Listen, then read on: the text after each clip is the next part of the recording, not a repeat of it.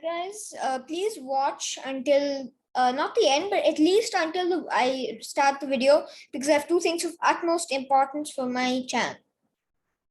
So yes, so one of the things is that I've seen my gaming videos are unpopular these days. So I wanted to ask you guys if you guys could give me suggestions for games. And if you guys just please comment on this one and the next one, okay? So it's okay if you guys don't know any, it's okay. Okay, but the second thing is even more important. It's related to reaction videos. So I've been doing Oversimplified for a while. So after the Cold War series, which I'm going to be doing the second video of, I'll be doing the American Civil War. And then you guys will have to find some good oversimplified videos for me to do. So yeah. So and one last thing, which I want to just tell, is that please comment, and I'll also leave all the names of all the oversimplified videos I have done in the description. So like I've done the Cold War from World War I, World War II. Then I've done the American Revolution.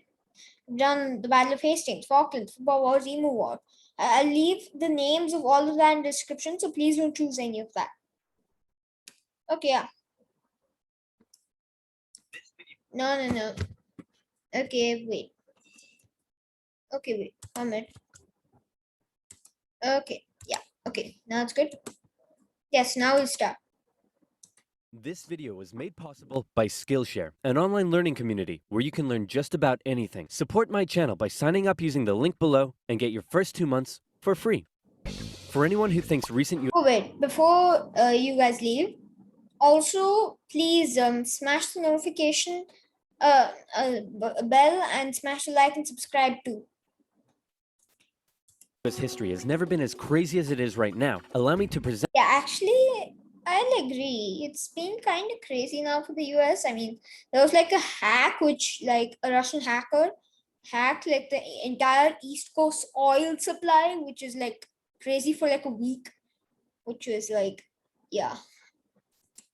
Present to you the 1960s, extreme cultural That's division, true. major political assassinations... Yeah, okay, and the... wait.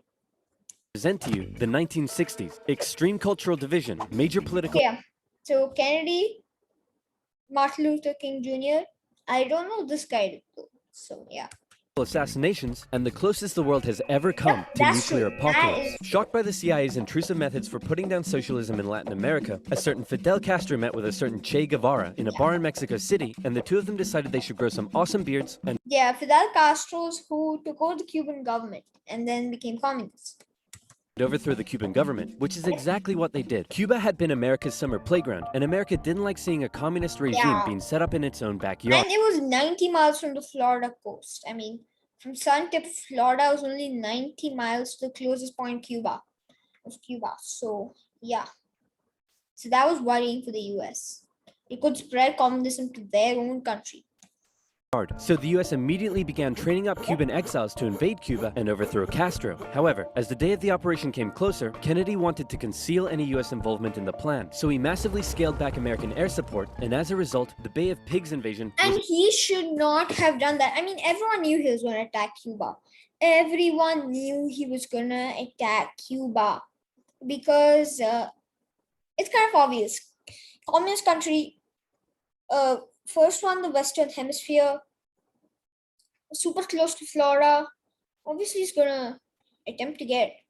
If he had kept the air support, he might have been able to overthrow Castro. It was a humiliating defeat for America, but Castro felt there was still an impending US threat to his regime. Meanwhile, in the Soviet Union, Khrushchev had a lot of medium-range nuclear missiles that couldn't reach America. It could reach America if you put them in the end of Siberia. Since America had Alaska, you could just bomb Alaska, but yeah. But they could if they were positioned, say, on an exotic Caribbean island off the coast of Florida. Hey, I'm a communist who hates America. You're a communist who hates America. You know what that means? We should fall in love. I was just going to suggest you set your missiles up in Cuba. That's exactly what happened. That's what led to the Cuban Missile Crisis. No, you're right. That's a better idea. Be still, my beating heart. On October 14th, 1962, a U-2 spy plane over Cuba noticed something strange. Yeah. Sir, you need to look at this photograph. You're right. That's the cutest dog I've What? ever seen. No, you're supposed to see the missiles, Kennedy. Yeah, that looks like the dog standing. Sir, I was referring more to the Soviet missiles. America freaked out as they realized what was going on. They were completely vulnerable, and they had to... Yeah, I mean, the only states which are safe is Alaska, Hawaii, Washington, most of Oregon, and half of California. That's it. That's all that's safe. Only like 5 states are safe, while all the others are consumed. And the only states that are fully safe is Washington, Washington, Alaska, and no, actually, wait, Oregon could be safe. I mean, Washington would be like that, and Oregon would be like that. So Oregon would be just safe. So Washington, Oregon, Alaska, and Hawaii would be the only fully safe states. Then parts of Montana, Idaho, and California would be, just some parts of it would be safe. So, but still, I mean, missiles hitting here could obliterate things up to about here. So, yeah. To act fast. They knew that airstrikes or an invasion of Cuba would likely mean nuclear war with the Soviet Union, so Kennedy came up with another idea, a blockade. The US Navy announced it would stop and search any Soviet ships heading to Cuba and would sink any that did not comply. In response, the Soviet put its military into full combat readiness. The US did the same and began drawing up plans for an attack. This way, wrong way, not yet. Yeah, if Mexico fell to communism, he put this like this way. So. On Cuba, things were escalating fast, and both superpowers were getting ready for World War III. Emergency communications between the two sides broke down as Khrushchev rejected Kennedy's demands for the missiles to be removed. And for the first time in history, US Strategic Air Command moved to DEFCON 2. Okay, let's read this. DEFCON 5, anyone want to go get a burger? DEFCON 4, Russia, please. DEFCON 3, someone's about to get liberated. DEFCON 2, Murcia. DEFCON 1, we're all dead. DEFCON 1 means nuclear war. DEFCON 2 means almost nuclear war. And then, this means not even close to war. Kind of close to war. Yeah, war's going to come sometime soon, maybe. So, yeah, it's kind of like that. 2. DEFCON 1 means nuclear war. The Soviets shot down a U-2 spy plane over Cuba. A Soviet nuclear submarine in the Caribbean mistakenly believed war had already broken out, and 2 of the senior officers gave the go-ahead to fire its nuclear... Yes, and this is what saved the world from nuclear war. One man. It says 3 hands required. This guy saved us from nuclear war. Requires 3 hands. He no one. Torpedo. Thankfully, the 3rd senior officer, this beautiful man. Yeah, Vasily Arkhipov literally saved us. We might not even be alive if he had not clicked it. If he had clicked it, we would all be dead. If he had clicked it, we would all be dead. If he had not clicked it, we are alive, which is a good thing. So, this is how the story goes. So, he was the commander of the entire fleet.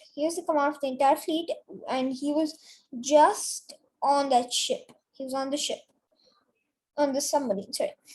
And then they came in the city of an American fleet. I believe it was like 5 destroyers, 1 carrier, and like 2 battleships or something. I don't know. But then they wanted to fire some nuclear torpedoes at the destroyers and the battleships. But then this guy decided not to do it because they lost communications with Moscow a few days earlier. So they had not known. They thought it had begun war. So Vasily literally saved us. Refused to authorize the decision. The US finalized its preparations, and I kid you not, the day before the US were set to decide the day and time for the Cuban invasion, Khrushchev was like, hey, you know, if you just removed your missiles... Yeah, and Turkey was a part of the... Turkey was and still is a part of NATO, but with US is. So Turkey was a US ally. And so the US had put their missiles in Turkey, which borders the Soviet Union. It's closer to the Soviet Union than Cuba is to America. So people always forget that. From Turkey, we'd remove ours from Cuba? And yeah, when they removed their missiles from Cuba, it was supposed to look like this thing wasn't arranged and they should remove it because they thought nuclear war, and then the doctrine of mad, which I'm sure you'll get into later. So yeah. Sorry. So yeah. So then, like a few months later, they removed them from Turkey. Yeah, that Yeah, sounds sounds good to good to me. me. It was a bit more complicated than that, but Yeah. at the last second, the two sides finally came to an agreement. Soviet missiles were shipped out of Cuba, and the world breathed one gigantic sigh of relief, except for one Yeah. guy, who was Then Fidel Castro. bloody livid. Phew! Let's hope that's the biggest crisis of my presidency. Unfortunately for him, his presidency was Yeah, to he was assassinated by this guy, I think. I don't know. end with one. Having nearly blown up the planet, a few changes were made. First, the superpowers agreed to a limited test ban Yeah, that treaty. one. Secondly, the Soviets ousted Khrushchev and replaced him with Yeah, and Leonid Brezhnev was a kisser, as you can see from his mouth. Leonid Brezhnev, who was a kisser. Yep. He liked to kiss. Both sides were deeply concerned at the prospect of nuclear war, but still, the arms race raged on throughout the 60s and 70s. US intelligence worked out that the Soviets' nuclear arsenal was not as powerful as they previously thought, but in fact, it was America that held the advantage. ABMs and MIRVs were developed, and the doctrine of MAD. Yeah, as I just said, mutual assured destruction, which basically means if you nuke someone, they'll nuke you back. So yeah, so if you start a war, you'll be nuked as hard as you nuke them. If both sides knew they would be completely destroyed by a nuclear war, neither would risk starting one. But even without war, the world was already feeling the effects of nuclear And you can see this lighter because the Soviets had less control in Yugoslavia and Albania. weapons. Oh, and if you can hear my dog just barking. In 1966, above the pleasant town of Palomares in Spain, a US bomber collided with a tanker mid-air, and 4 hydrogen bombs fell and landed near the town And they're hydrogen, not nuclear. So below. It hasn't 1 minute, I'll just go yell at my dog to be quiet and come back. Peppa, be quiet, I'm recording the video. Okay, yeah, that's done. exploded, so I'm sure everything's fine. Whoa, boy.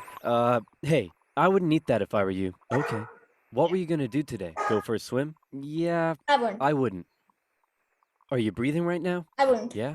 Yeah, I wouldn't. Just It took the Americans 2.5 months to find one of the bombs, which had gone missing in the ocean. This was the 14th time America had lost a nuclear bomb since 1950.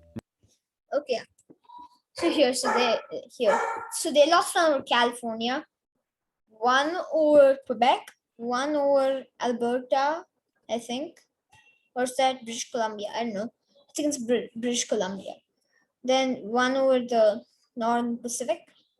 Wow, 1, 2, 3, 4. One over Baltimore, one over Virginia, one over Georgia. No, 5. One over wait. 1, 2, 3, 4, 5, 6, 7, 8, 9. Yeah, 5. One over Georgia, one over not that doesn't look like Tennessee. That looks like one over just in the Pacific, just in the Atlantic, sorry. And sorry. And one more in South Carolina, then one in Spain, just outside Mediterranean, one almost on Corsica, 2 in the UK, one in Cornwall and one in Northumbria, and one in the Northern Pacific or the Eastern Pacific. Nobody knows how many bombs the Soviet Union lost. Actually, wait, that's the Western Pacific. That's the Eastern Pacific. So sleep well tonight. Yeah, okay. After Kennedy Thank God there's nothing over India. Kennedy's assassination, Vice President Lyndon B. Johnson took over, and he inherited a developing crisis in the East. The Vietnam War. Vietnam. Back in the 50s, the Vietnamese had kicked their French colonizers. Yeah, and France colonized the territories that would now become Laos, which is like here, Cambodia, which is like here, and Vietnam, which is here. Was out once and for all, and the country was divided into two. In the north, a communist regime, and in the south, an anti-communist regime. Both were led by very exactly like Korea. This is exactly like the Korean War. So Ho Chi Minh, which Ho Chi Minh city is named after, I think, in Nago Dindian. very sweet-looking old men. Sorry. But don't let that deceive you. They were both ruthless dictators, and both dreamed of reuniting Vietnam. And then they put the exact same way as Korea, since they wanted to look like Korea. Under their own regime. But So these people didn't want it to look like Korea, but Oversimplified wanted to just make it kind of like the Korean War. So yeah. North established the National Liberation Front, also known as the Viet Cong, to carry out a campaign of guerrilla warfare in the South with Soviet support. The US sent advisors to help train the South Vietnamese to deal with the threat, but President Diem's brutal policies pushed more and more South Vietnamese to support the Viet Cong. And over the next decade, the situation escalated to a breaking point. America feared the domino effect. That is, if South Vietnam fell to communism, would Cambodia be Cambodia, then Laos is still communist to this day. Then Thailand, Burma, India. next? Then Laos? Thailand? Burma? India? LBJ had to make a choice India and then Pakistan could also fall, since at the time Bangladesh was a part of Pakistan. losing South Vietnam or sending in the troops. And so in they went. From 1965, America found itself in a war unlike anything it had ever fought before. Yeah. Let's play Spot the Viet Cong Soldier. Okay, I want to see this. Where is this guy? Is there even a soldier here? I mean, if you guys can see one, please tell me where it is, because I have no idea. These are leaves. Where are they? I mean, wow. No, that's not a soldier. Wow, that's hard. Did you see him? Of course not. That's because millions of young American men were drafted and sent to fight a ruthless enemy who used the thick jungle as its shield. It was nearly impossible to tell where the enemy was, or worse, who it was. And as who it was worse. So it could be this guy, this guy, this guy. So you might have to kill all of them while doing that. a result, the civilian population got caught up in the brutal crossfire. The city of Saigon found itself under regular attack, and America launched a bombing campaign in the north during Operation Rolling Thunder. The Viet Cong used the Ho Chi Minh Trail running through Laos. Yeah, and the Ho Chi Minh Trail's named after the city, I mean, not the city, the guy of Ho Chi Minh, the first president, and I think the city was named after him too.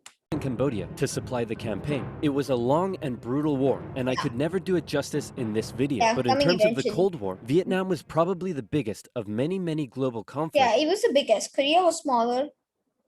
I'd say it could have been the biggest. Yeah. Wait, but I was in the first said, wait. So earlier they said that the Soviets invaded someplace and then the US and Korea gets ocean. No, I mean the Russian, yeah, I was talking about the Russian Civil War. That signaled a turning point. Under the threat of nuclear war, the two superpowers began working to make their relationship more constructive. And as a result, their ideological battle shifted away from the potential of direct conflict and more Chad and Libya. Chad now left the US, Libya now left the communists. towards attempting to influence smaller proxy wars around the world. In the Middle East, the Soviet Union provided aid against Israel during the Six-Day War, and then again when the US backed Israel during the Yom Kippur War. In Africa, the Angolan Civil War saw US-supported South Africans fighting Soviet-supported Cubans. Cubans in Angola, come on. Why just get the regular Angolans? I mean, yeah, fine. South Africa had control of modern-day Namibia, which is just south of Angola. So yeah, fine. You can do the South African thing, but why Cubans? I mean, why Cuba? Why Cuba? They're like all the way across the Atlantic. In the conflict between Somalia and Ethiopia, the superpowers' interest Yeah, Eritrea was still fighting for its independence, so I won't give them all of this land. So yeah. interestingly switched sides as regimes changed, and the US continued Yeah, because the monarchy was overthrown. So then they switched sides. fighting the spread of communism in its own backyard, funding the famous Contra groups to fight the socialist junta in Nicaragua. These proxy wars were fierce enough to begin with, Okay, but superpower intervention amplified the destruction and created alarming levels of human. Okay. So first Sudanese Civil War, I have no idea what that is. Suez Crisis, I know that. The Congo Crisis, yes. North Yemen Civil War, no. Dhofar Rebellion, no. Sand War, no. Rhodesian Bush War, no. Dominican Civil War, no. Chadian Civil War, no. Bolivian Campaign, no. South African Border War, no. Actually, wait, isn't that the war with Namibia? I think, yeah. Okay, yeah, fine. I know that one. Nigerian Civil War, no. Operation Condor, no. Al-Wadiyah War, I think I know that. Then there is, what is that? Yemenite War. No, I don't know that. Angolan Civil War, yes, I just told it. So I know 5 so far. Ethiopian Civil War, yeah, I've learned about that a bit kind of, but yeah. Lebanese Civil War, no. Western Sahara War, yes. 7. East Timor occupation, yes. 8. Cabinda War, no. It's still going on. Wow. The first Shaba War. Ogaden War, Cambodian Vietnamese War, no. Mozambican Civil War, no. The second Shaban War. Yes, Chad Libya conflict, I know. So I know 9 out of everything else. Which they show, so yeah. and suffering throughout the third world. And in Vietnam, that human suffering was all being broadcast back home via good old television. It was black and white at the time. It was in color. Going into the late 60s, America was a changing nation. This became this. This That became became that. this. And this That became that. this. The new slogan that was Okay, wait. this became this. And this became this. Okay, yeah, so it shows segregated drinking fountain and drinking fountain. So for like 100 years, it was like the Plessy versus Ferguson, I think, court case. Then there was a man called Plessy, I forgot his first name, but yeah. So he was 1/6 black, 5/6 white. But then they classified him as black only because of the 1/6. So then they came up with the solution that it could be separate but equal. So you could have like separate things, like the drinking fountain could be separate, like for other races other than white could have a separate one, while whites could have a drinking fountain, a regular one. So yeah. This. The new slogan that was Make taking love, root. not war, yeah. Make love, not war. The majority of Americans did not approve of Johnson's handling of the Vietnam War. And in 1968, a silent majority elected law and order candidate Richard Nixon. As the Vietnam War appeared to be increasingly unwinnable and public opinion turning increasingly sour, Nixon made the decision to begin bringing the troops home and ended U.S. involvement in Vietnam by 1973. 2 years later, the South fell. The Cold War was now taking its toll on both superpowers. In Russia, a huge percentage of the budget was still going to the military. People were still hungry, and they just didn't have access to the same lifestyle and goods as the West. And what did they have to show for it? I was still trying to peel a potato potatoes with this shoe. We have vegetable peelers. Defect to the West. Come on, I mean, that's just coincident. That's purposely done. They weren't even winning the space race anymore. Both sides needed to reduce spending in order to rescue their economies, and so both welcomed with open arms an easing of hostilities, otherwise known as détente. To improve relations, Nixon became the first US president to visit Moscow in 1972, and Brezhnev returned the gesture a year later. A number of treaties were signed, including the 1972 SALT agreement that limited nuclear weapons. Relations with China were even improving via ping-pong diplomacy when the US table tennis team went on a tour of the People's Republic. However, internally, China was still pushing anti-capitalist propaganda, which led to some mixed messages. Nixon even visited China in 1972, and it was a barrel of laughs. Today, the president walks among priceless treasures from China's golden age. Among them, a pair of ear stoppers used by the emperor to keep from hearing criticism. And Nixon, I love criticism. Like many people criticized him. So yeah, so he obviously needed that. You put the stopper into his ears so that he couldn't hear the criticism. Give me a pair of them.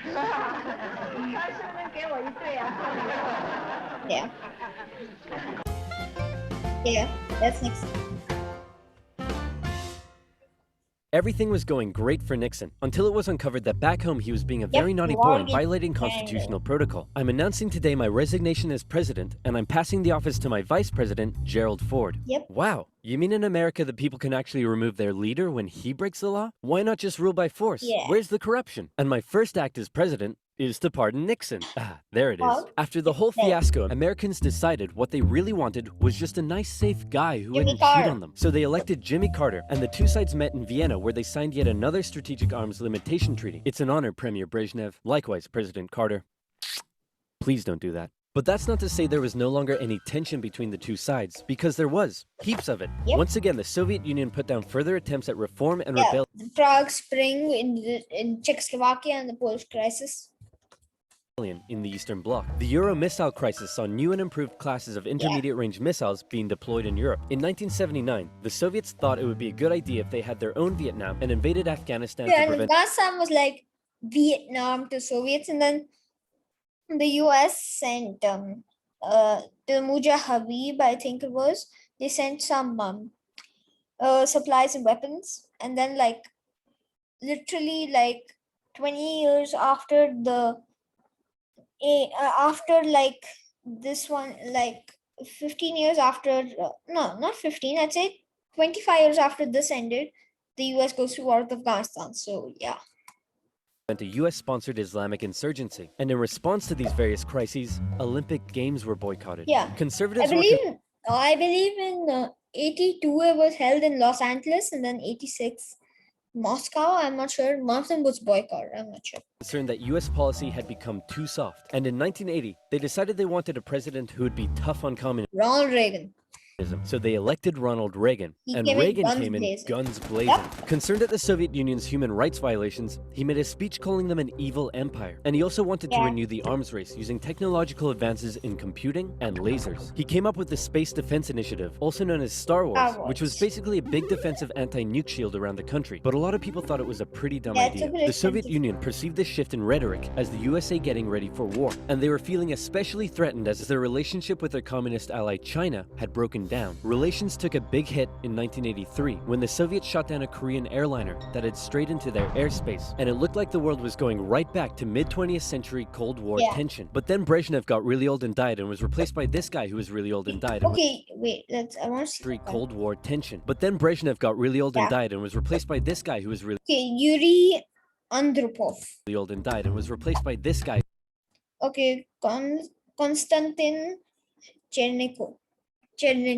Who was really old and died, and he was replaced by Mikhail Gorbachev. He was the only one born in the Soviet Union. In the entire history of it, he was the only president born in the Soviet Union.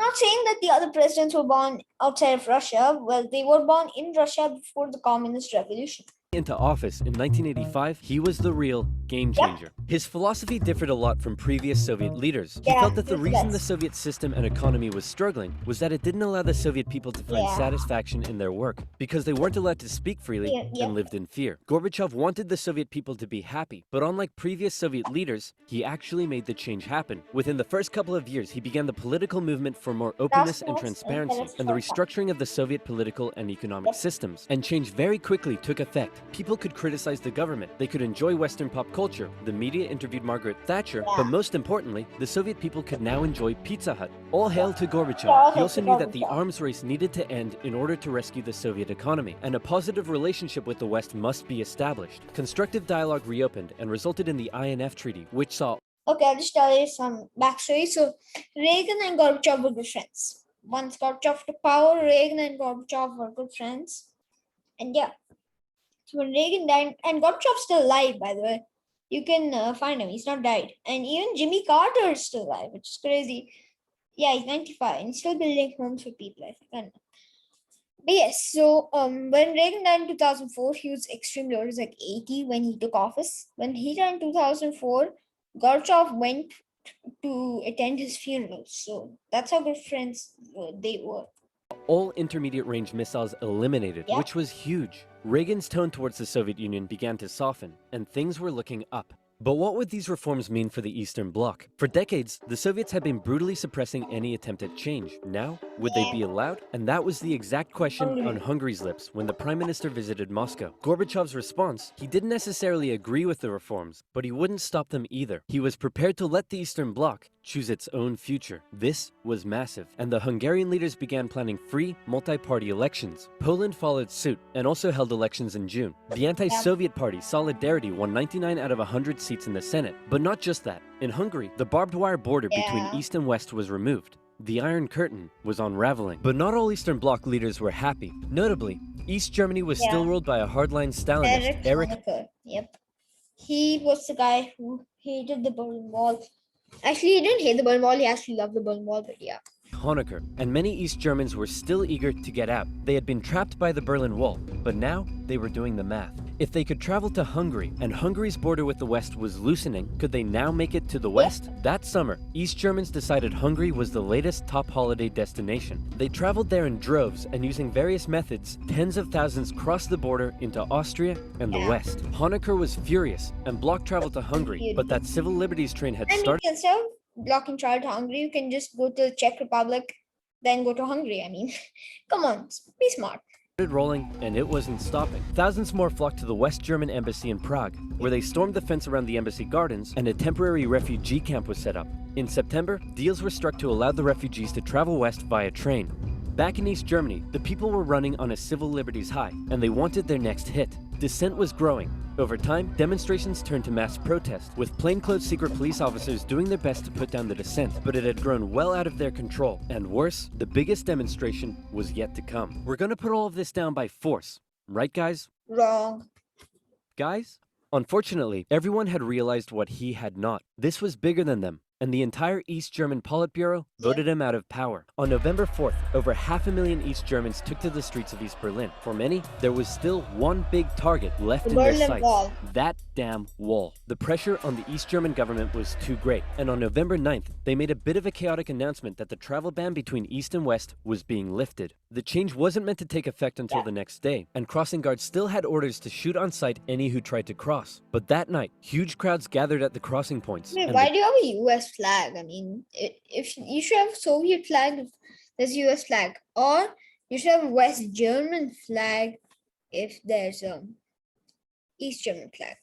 Guards were overwhelmed. And a West German flag, basically the German flag is the East German flag without this coat of arms type thingy. An astronomically historic moment. After decades of family separation and travel restriction, the people were allowed to pass through. East and West Berliners couldn't believe it and celebrated together throughout the night. Some even climbed the wall and began to topple it. The Iron Curtain had fallen, and a year later, Germany would be reunited.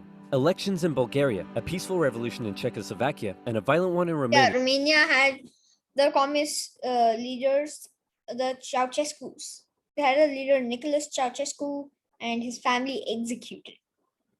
Which basically, they were executed on Christmas. It was Christmas Eve night or 26th. It was the 26th, 25th, or 24th. I don't know. Brought to an end communist authority in the Eastern Bloc. America decided it would be best if it just stayed away and let the change happen, as the anti-communist movement continued all the way back to Moscow. Gorbachev had given the people the freedom to demonstrate. Now, they demonstrated for an end to the communist single-party rule, and Gorbachev had to give in. For the first time in history, elections were held in which candidates not officially endorsed by the party were allowed to run. Ambitious rival of Gorbachev, Boris Yeltsin, led a growing democratic movement. Now things here get quite confusing, and the dissolution of the Soviet Union is a complicated topic, so believe me, this is oversimplified, but it went a little bit like this. The Soviet Union was made up of a number of smaller Soviet republics. Largest was Russia, followed by Kazakhstan, Ukraine, then it was Turkmenistan, Uzbekistan, Belarus, Kyrgyzstan, Tajikistan. No, wait, then, Tajikistan.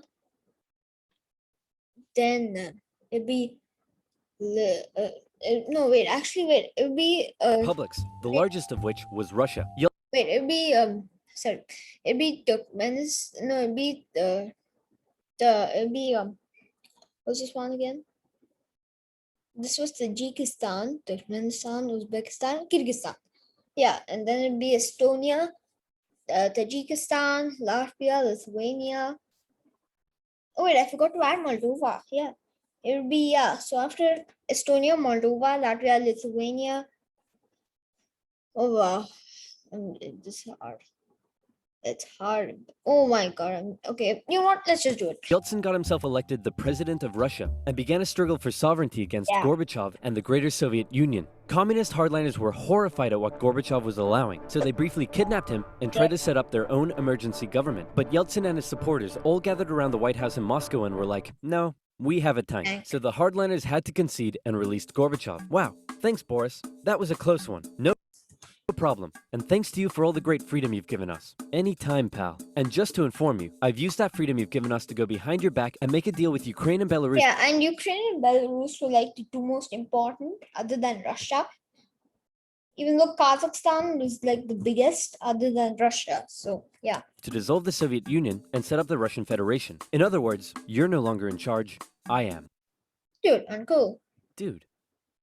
Uncool. So uncool. Yep. And so decades of tension and the everlasting threat of nuclear war finally came to an end as democratic governments were established in many of the old... And Kazakhstan was the Soviet Union for like 4 days. Soviet I republics. mean, like their government was like full on communist, and they were like a much better communist government than any of the Eastern Bloc ones or any of them. So yeah. And the world got along together forever after, right, guys? No. Okay, let's see all of this. This is Chancellor of Germany, Kim Jong-un, Modi, Putin, Trump. Then this is the leader of China. I don't know who he is, and that's all I know. World War III. Yeah, that might happen sooner or later. Okay, guys. So thank you for watching. And yeah, so tomorrow we're going to be doing the American Civil War. I hope you guys can suggest me some good topics. Thanks for watching, and